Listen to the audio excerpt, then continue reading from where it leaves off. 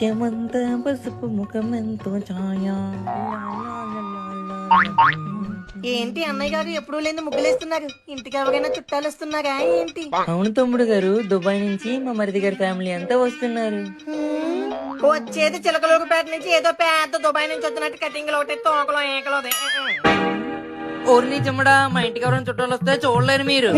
ఓరి నీ పడవా, నన్నే చిమ్మడంటావా? మా ఆవిడగా గానీ నీ మెల్ల తడు మల్తాడు మొత్తం తెగిపెట్టేస్తాను. అమ్మా అమ్మా, నా మెల్లతోడు మలతోడు తెగిపోయేలా చేస్తారా? మా ఆవిడ గారు రాని ఏంటి మెల్లతోడు మలతోడు తెగిపోయేలా చేస్తాను. ఆహా చేస్తావా? రారా నువ్వు రారా? నువ్వురారా? రా. రా. రా.